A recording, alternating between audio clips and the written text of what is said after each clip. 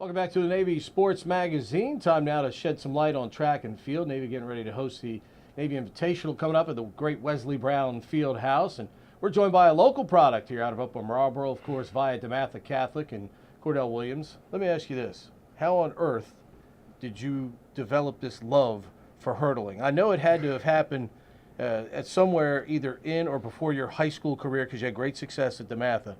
But how does a guy fall in love with hurdling? Ooh, I fell in love with hurdling. Ran for a track club called New Wave, and they were really big into just getting kids into everything. It was really like it was a family, that track club. So I started off doing the pentathlon. So I tried everything, and with hurdles, it just came natural with me, and I kept it with me ever since. I mean, obviously back in high school, you had, a sprint medley. Great performance there at the national level. When you were being recruited here, was it specific for hurdles, or was it just because you had tried everything? This is the discipline that you found best to accelerate at here at the Division I level. Absolutely, I would say the second one you said. So my sprint medley, I had a great team. Daryl Haraway being one. Kid ran like 10.2 in the 100 our junior year. So our sprint medley was moving, and I would say that the hurdles was my primary. I did the 110 hurdles and the 300 hurdles, 400 hurdles, but I was also on every relay team. So, how much is that? How much does that become essentially muscle memory and just rhythm out there after a while? I try to not have it so much muscle memory. I always try to think of something new actually while I'm running, because I don't want to get into like a formulaic, rhythm while I'm hurdling, because you start to try to get passive, and you always want to try to be aggressive when hurdling. So if it's anything that I'm thinking of, I'm always trying to think about being aggressive and try to not get comfortable, per se in a rhythm. You've been part, as you and all of the more experienced runners on your team, you all were subject to a coaching change. It's something that hadn't happened around here in a long time.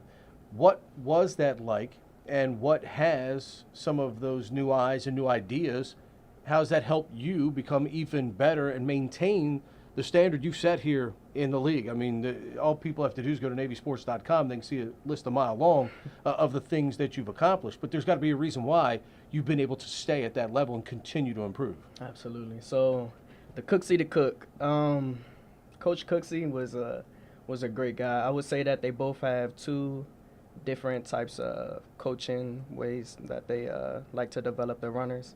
I would say Cooksey was he was extremely supportive. He was there if we needed anything. He tried to help me as much as he can, and I loved Cooksey. Like he really made you want to run for him. I would say with Cook it's the same. It's much of the same. But with Cook he has this fire within him, and that fire really fuels me, and I'm sure it fuels everyone else. He's extremely competitive, and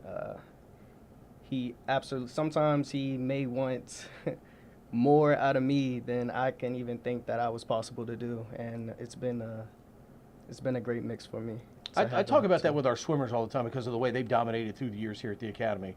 And an athlete like yourself, is that, having a guy like that, does that help you fight complacency on a daily basis? Not just when you compete, but in that daily regimen leading up to a potential meet like this weekend?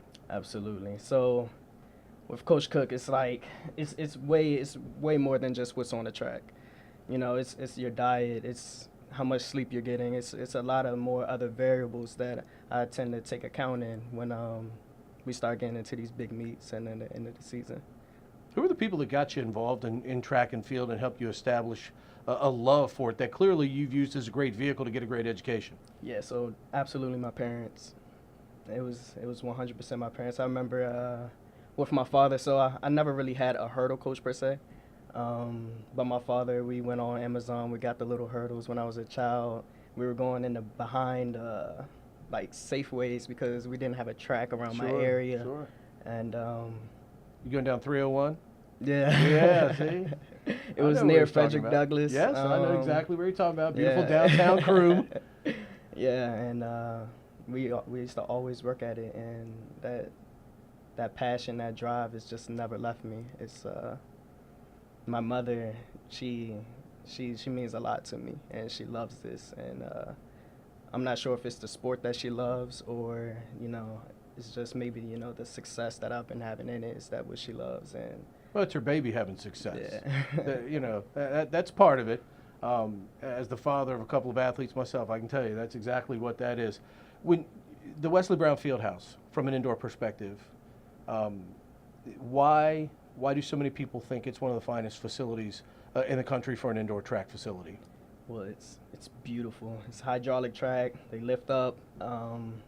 You really get that professional feel. Like you don't run on many tracks that's better than Wesley Brown Track and Fieldhouse. It's a very, very nice track compared to there's a tons of flat tracks out there, or tracks that just it just has that feeling like the windows next to the side. It's just Sure. It's the scenery. The Yeah. scenery like really gets you involved. It has a good feel to it. Do you have many hurdling idols growing up watching? You watch the Olympics and like the talents of some of the people you see there? Yeah, so I wouldn't per se say the Olympic hurdlers. It was a lot. I will give credit to a lot of people who really taught me how. So other runners like myself, though I did watch a lot of David Oliver, but one person or two people I'd like to shout out is Dondre Eccles.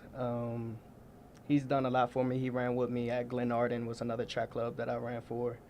And Mr. Smith. Mr. Smith also ran with me, Frederick Douglass. So those two really had a passion for it. They were, USA Junior team.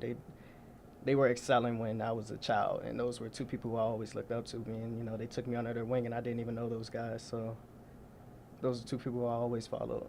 Going to go slow. Obviously, talking to you ahead of time, you're hoping, leaning toward Norfolk. But at this point in your career, does it really matter where you end up? The fact that here you are at the end of the journey. Yeah. A lot of people try to do this, but you're in that select group of people who actually are going to get all the way through here to May and walk across that stage. What will that feeling be like? And I know swell kind of gives you an idea of where you're going, but what will that feeling be like, when you finally walk across that stage in May and complete this journey that not a lot of people get to do? Yeah, it's going to be full of emotion. Me being a first-generation child, and that being, the Naval Academy, it'll be a lot to take in. And, it does not matter which service I go into. I just really want to get out there. I want to help lead. I want to do that time because of all that the Naval Academy has given me. The Naval Academy has changed my life. It's changed my life for the better. It gave me structure, and it really, it turned me into a man. Yeah. Well, as a first-generation child, you've certainly set the bar pretty high. Congratulations on what you've accomplished, and good luck to you and your teammates this week in the Navy Invitational. All right. Thank you, sir. All right. Kordell Williams joining us here on the Navy Sports Magazine.